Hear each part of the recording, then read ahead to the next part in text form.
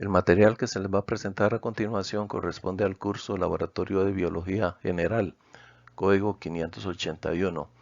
El tema a tratar es la biodiversidad y constituye un material de apoyo para la preparación del cuarto informe que se presentará en conjunto con la práctica 9. El tema a tratar es el de biodiversidad. Biodiversidad lo definimos como el conjunto de todas las especies que habitan la Tierra. Estos organismos han estado sometidos a los procesos evolutivos, lo cual ha originado la gran variedad de organismos que tenemos presentes hoy en día. La biodiversidad no solo es a nivel de individuos, sino que también se contempla a nivel genético. En todos los seres vivos del planeta, a nivel genético, vamos a encontrar una gran diversidad y esa diversidad se va a manifestar en la gran cantidad de especies que tenemos en el planeta. Los seres vivos o esta biodiversidad se clasifican en diferentes categorías, como es el dominio, el reino, filo, clase, orden, familia, género y especie. En cuanto al dominio, tenemos tres dominios, lo que es el dominio arcae, el dominio bacteria y el dominio eucaria.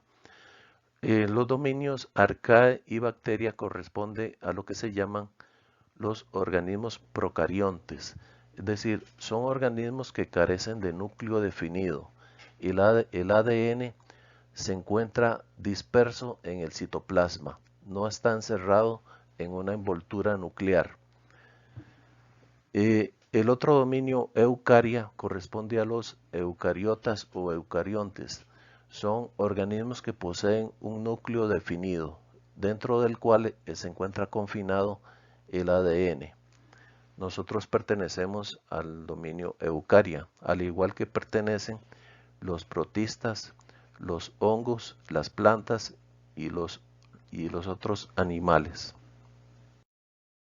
A continuación vamos a ver características de organismos de los diferentes reinos, comenzando con el reino procariota o monera, cuyos representantes son las bacterias. Las bacterias son células, ¿verdad? Son células y son organismos unicelulares.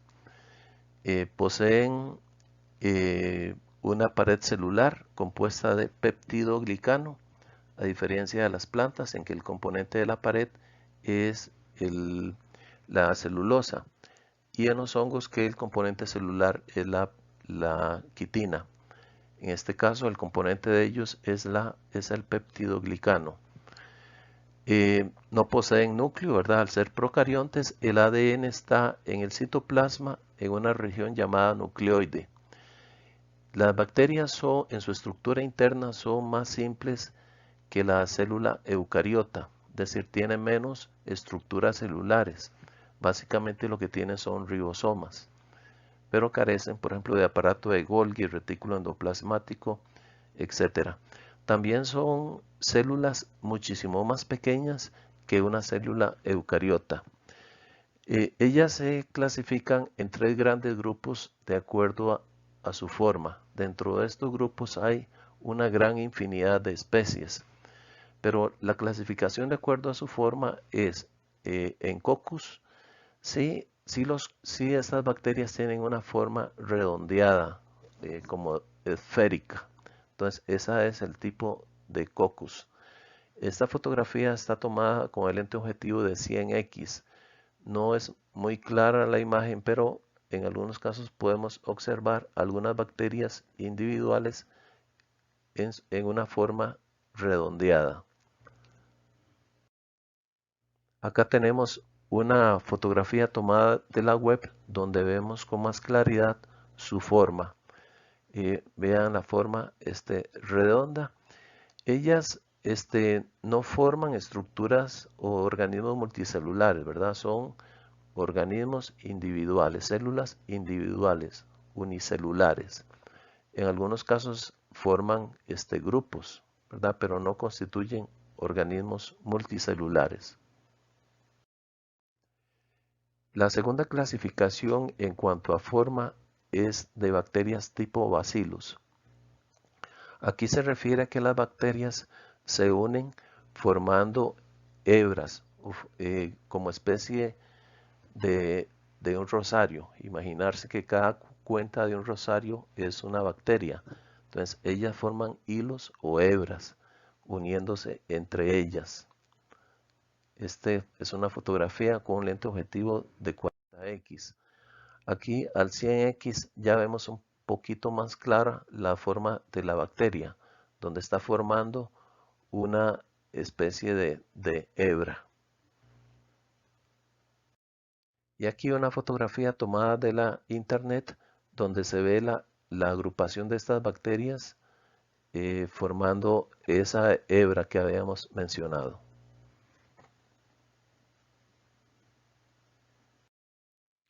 El tercer grupo de bacterias en cuanto a la clasificación por su forma es el de bacterias tipo espirilos. No tenemos fotografía de lámina de laboratorio. Nos vamos a apoyar en esta imagen de la web y ustedes para el informe el dibujo lo basan en la imagen presentada en el documento que está en la plataforma donde hay una fotografía. Estas bacterias tipo Spirillus se caracterizan por tener una forma que se llama tipo sacacorchos o una forma contorsionada donde la tenemos de esta forma, ¿verdad? Entonces, a diferencia de los otros dos grupos en donde unas eran redondeadas, las otras formaban como especie de hebras, estas son individuales también, bueno, parecidos a las cocos, ¿verdad? En ese sentido, pero adoptan esta forma.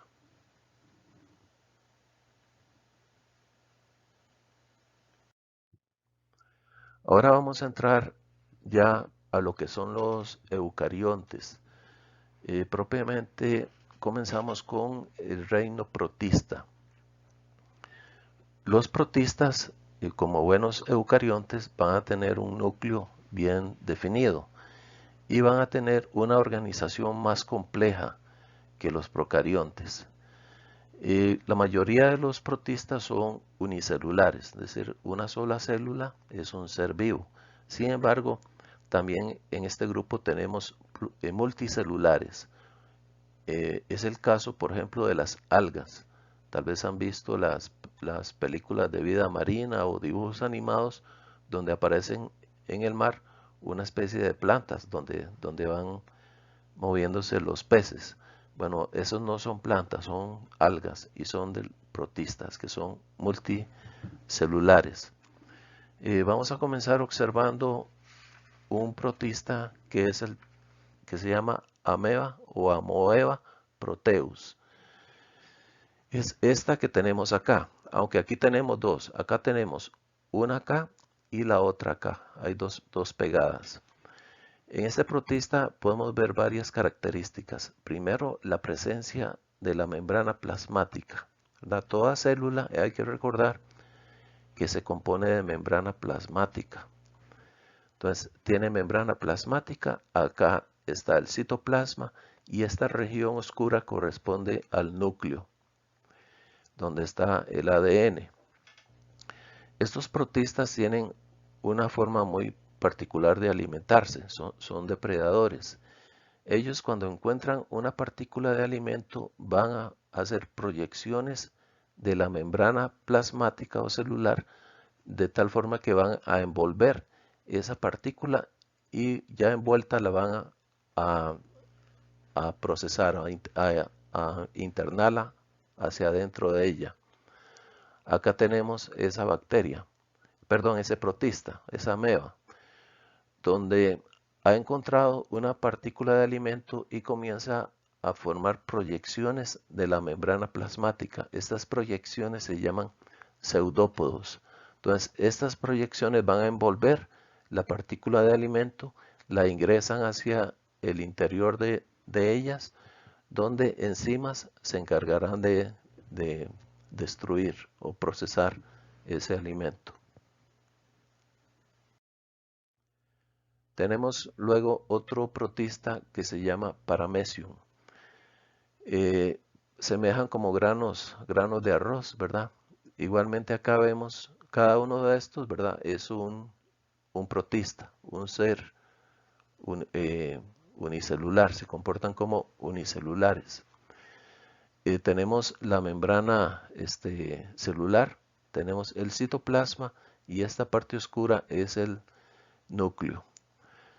La fotografía no nos permite ver unas estructuras que se llaman cilios, pero estos organismos alrededor de toda la membrana plasmática tienen una serie de pelos que se llaman cilios. Esos pelos los van a mover en forma de remos y los usan para desplazarse, para moverse. Esta fotografía está tomada con un lente objetivo de 10x. Ahora aquí tenemos la euglena.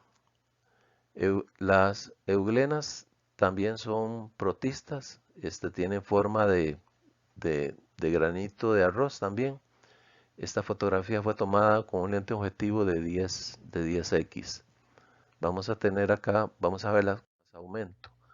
Acá con un lente objetivo de 40x, donde ya observamos más claramente sus estructuras, donde tenemos la membrana celular, el citoplasma y acá pueden ver una mancha oscura que corresponde al núcleo. Vamos a iniciar el reino fungi, o sea, el de los hongos, comenzando con esta muestra que es de levadura. La misma levadura que usamos para fabricar el pan. Generalmente la levadura comercial está inactiva. Para tomar esta fotografía, esa levadura lo colocamos en agua tibia y para que se activara. Cada una de estas estructuras que ustedes ven acá corresponde a un hongo. En este caso es un hongo unicelular. Estos hongos tipo levadura, la forma de alimentarse ellos es a través del proceso de fermentación, donde toman los azúcares, hacen el proceso de glucólisis y luego siguen la vía de la fermentación. Y al final lo que producen es lactato, alcoholes y dióxido de carbono, alguna de esas vías. Se reproducen por un proceso que se llama gemación, en donde una célula, un hongo, crece y luego se va a dividir. Entonces, acá tenemos un ejemplo donde tenemos la célula madre que ha crecido, se ha dividido y ha formado una levadura o una célula más pequeña. Acá tenemos otro caso. Esta célula que luego se separa y crecerá al tamaño de la célula madre. Esta fotografía fue tomada con el lente objetivo a 4x. Otro tipo de hongo es el Aspergillus. En este caso no sabemos la especie, este material de laboratorio. Los hongos, ustedes recuerdan que se componen o estos hongos multicelulares, se componen de micelio, ¿verdad? El micelio está compuesto por hifas, que son las células individuales. El conjunto de hifas entonces constituye el micelio. En esta fotografía, cada hebra que vemos acá corresponde a una hifa y el conjunto de todos ellos es el micelio. En este caso observamos varias estructuras. Una estructura negra y redondeada que corresponde a lo que se llama el esporangio. Y el pedicelo de cada una de esas estructuras corresponde al esporangióforo. En estos esporangios es donde se van a producir las esporas, que son esporas haploides. Van a servir para la dispersión del hongo. Esta fotografía fue tomada con el lente objetivo de 4x. Acá tenemos otra imagen del hongo Aspergillus, esta vez a un aumento a 40x con el lente objetivo, donde tenemos el esporangio y vean que está semiabierto. Y acá se ve en esta abertura una especie de granulosidad que va a corresponder a las esporas. Pueden hacer para el informe el dibujo de esta estructura completa y pueden incluir algunas de las hifas. Vamos a ver otro representante del reino fungi, en este caso un hongo del género Rhizopus. Primero vamos a ver esta lámina de una edición anterior del texto para hablar sobre lo que es la reproducción de los hongos. Los hongos tienen tanto reproducción asexual como sexual. La asexual se presenta cuando un hongo en forma individual va a formar unas estructuras reproductivas y va a liberar esporas haploides. La sexual se presenta cuando las hifas de dos hongos hacen contacto y van a formar una estructura reproductiva a partir de la cual se van a formar esporas. O sea, esas esporas contienen material genético de dos tipos de hongos, de dos individuos. ¿Por qué hay reproducción sexual y asexual? Bueno, los hongos cuando están en condiciones ambientales estables generalmente están en reproducción asexual. Cuando las condiciones se vuelven inestables recurren a la reproducción sexual. El fundamento de eso es que ustedes recordarán que la reproducción sexual permite originar variabilidad genética. Entonces, en una condición de ambiente inestable, es mejor tener diferentes individuos con características genéticas diferentes para que algunos de ellos puedan adaptarse al cambio ambiental. Vamos a ver entonces una lámina fina.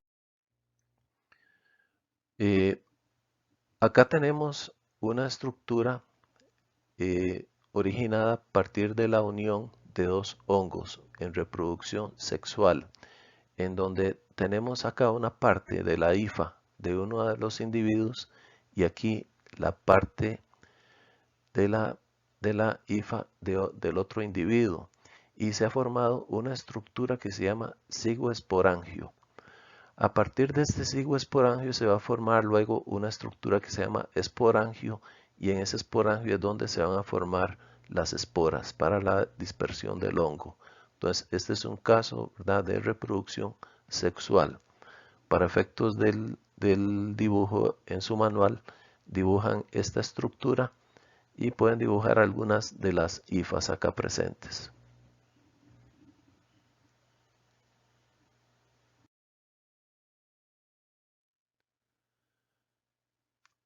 Vamos a ver ahora lo que es el reino de las plantas, comenzando con los briófitos. Los briófitos, los más comunes para nosotros son los musgos, que los observamos sobre paredes húmedas o suelos muy húmedos. Acá tenemos una preparación botánica de un musgo, donde vamos a observar algunas de sus estructuras. Primero mencionar que los musgos pertenecen a la categoría de los briófitos. Son plantas que se llaman no vasculares. Por no vasculares nos referimos a que carecen de un sistema de conducción de agua y de minerales, de tejidos para conducir agua y minerales, como son el xilema y el floema. Ellos entonces, para absorber el agua y los minerales, lo hacen por el proceso de difusión. Eso constituye entonces una limitante para su crecimiento. No pueden ser plantas de tamaño muy alto porque la difusión es un proceso muy lento de absorción. Carecen de raíces verdaderas. Lo que tienen son unas estructuras semejantes a raíces que se llaman rizoides. La dispersión o la reproducción de los hongos depende del agua. Entonces, tanto para la dispersión de espermatozoides como de óvulos, se requiere de agua, tiene que haber una película de agua. Habíamos mencionado que hacen su absorción por difusión, lo cual va a depender también del agua. Entonces, estas dos condiciones limitan a que estas plantas estén solo presentes en zonas muy húmedas. Acá tenemos la parte reproductiva del hongo, donde vamos a tener estas estructuras que son las cápsulas, donde se van a formar los gametos para la reproducción. Y la base de cada cápsula es lo que se llama una seta. Esta constituye entonces la parte reproductiva, sí, y esta la parte vegetativa. Otro grupo de plantas es el de los helechos. Los helechos son plantas vasculares, o sea que ya se tienen un xilema y floema para el transporte del agua y el transporte de los azúcares. Pero los helechos no producen semillas, entonces se clasifican como plantas vasculares sin semillas.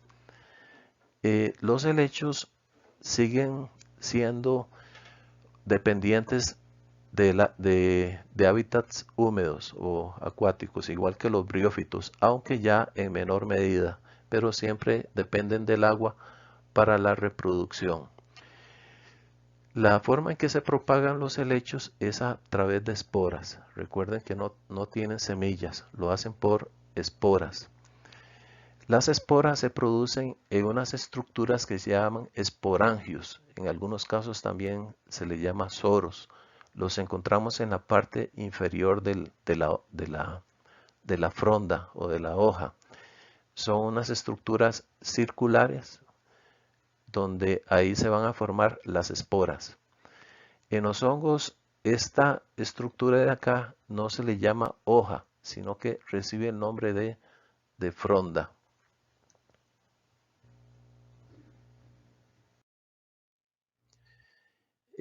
Los helechos no tienen las raíces propias de las plantas superiores. Tienen una estructura gruesa a modo de raíz que se llama rizoide y tienen raíces finas también. Otro grupo de plantas que vamos a ver es el de las coníferas. Las coníferas son plantas vasculares con semilla. Ya estas entonces, a diferencia de los helechos, sí tienen semillas.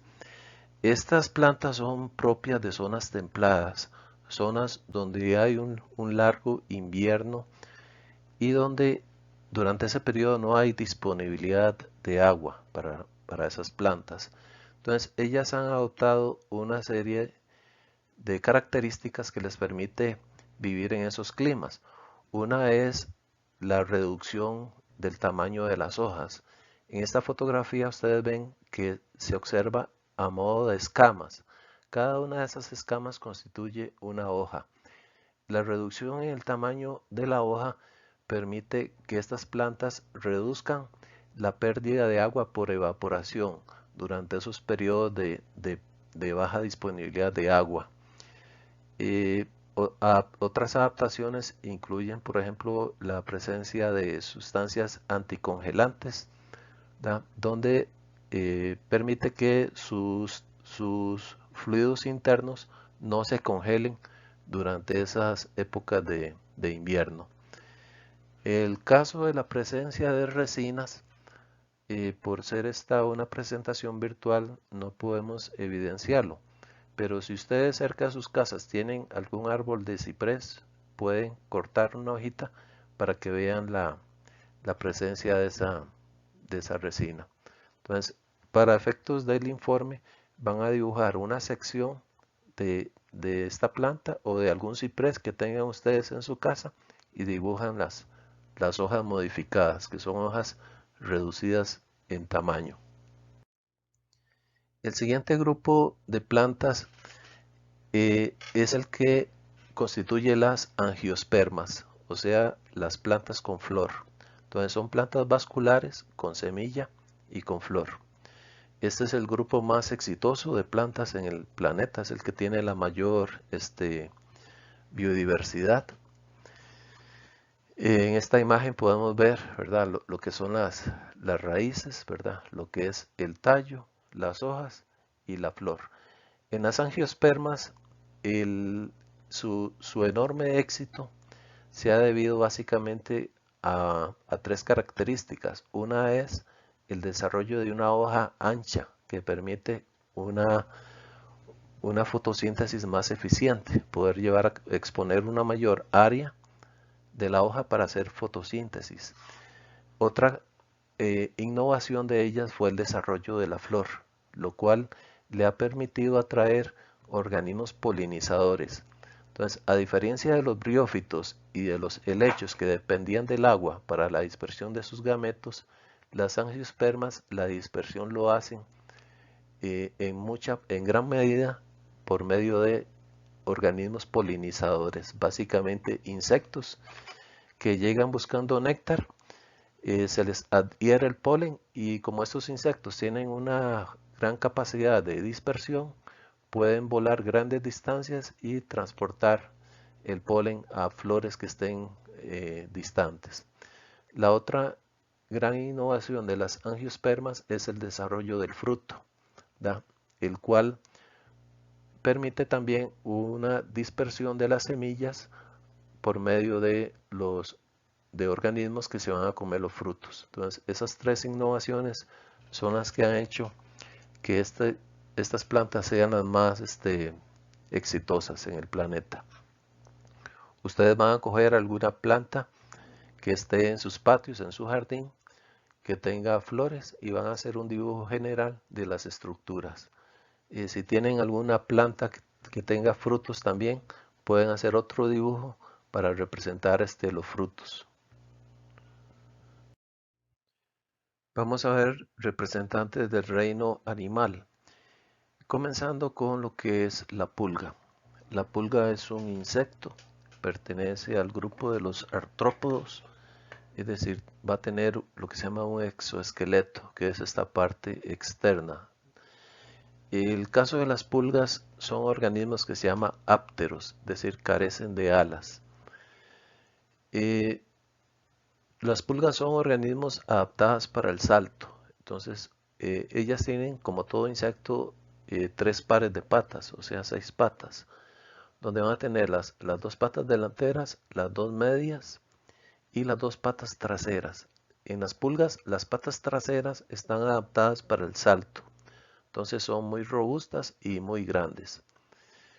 Acá tenemos lo que es la cabeza de la pulga, donde tenemos el ojo y las estructuras sensoriales, y aquí están las partes bucales también, que es con lo que ella usa para perforar la piel y succionar la sangre.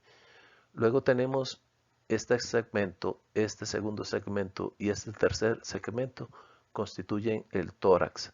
Las patas se originan a partir de estos segmentos torácicos. Del primer segmento se origina el primer par de patas, del segundo se origina el segundo par de patas y del tercer segmento el tercer par de patas.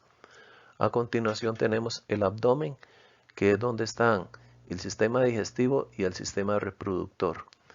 Pueden observar en esta fotografía que la pulga tiene una serie de espinas, filas de espinas.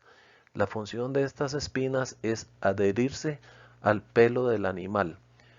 Así, cuando el animal se sacude o se rasca, esos pelos permiten que la pulga se mantenga fija a los pelos y no sea botada.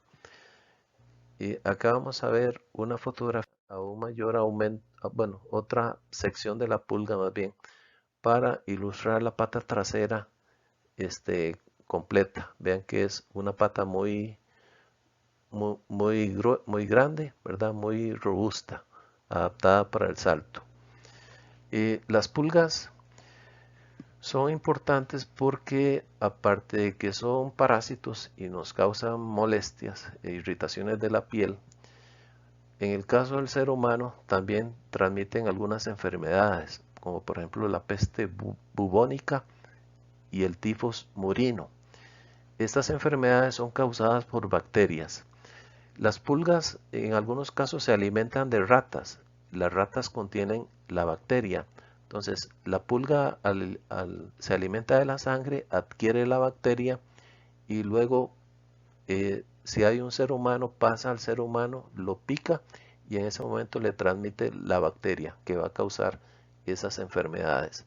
También transmiten protozoarios que causan enfermedades y el mintus, que son un tipo de gusanos que también causan problemas de salud.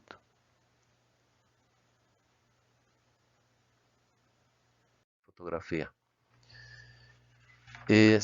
Siguiendo con el reino animal, vamos a ver lo que es otro insecto.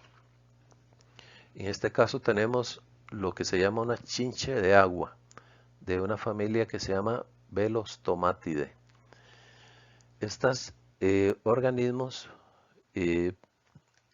han tenido una modificación, y es que el primer par de patas se ha modificado como tenazas. Entonces ya ustedes supondrán cuál es el hábito alimenticio de este organismo con esta estructura. Estos son depredadores. Entonces, ellas viven en el agua, en ríos o quebradas, donde están atrapando otros organismos pequeños, como son otros insectos o peces pequeños o renacuajos. Las partes de este organismo es, ¿verdad? Tenemos la cabeza, donde están los organismos sensoriales y la boca. Tenemos el tórax y tenemos el abdomen. Y como buenos artrópodos, ¿verdad? La parte exterior constituye lo que es el exoesqueleto.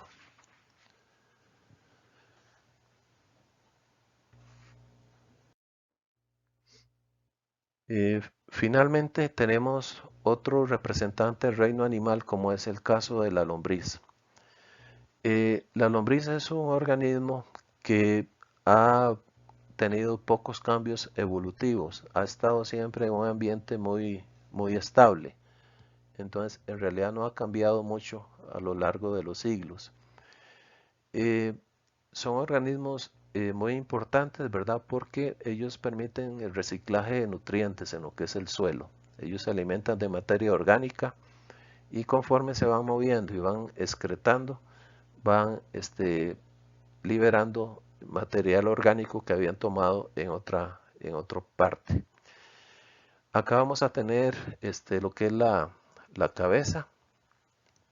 Aquí tenemos lo que en el libro o en el manual se llama anillos, que es la segmentación o segmentos. Y aquí tenemos lo que es el clitelo, que es esta parte de acá engrosada, que es donde están los órganos reproductivos. Y aquí tenemos la parte anal. Y nos indica el manual que observemos lo que son los pelos. Estas lombrices van a tener una pilosidad muy fina, pero a simple vista es muy difícil de verla, e incluso usando un estereoscopio muchas veces es muy difícil de verla. Son estructuras demasiado finas para poderlas observar. Entonces hagan el dibujo en general de la lombriz con la segmentación, la parte del clitelo, ¿verdad? Y eso sería para efectos de este informe.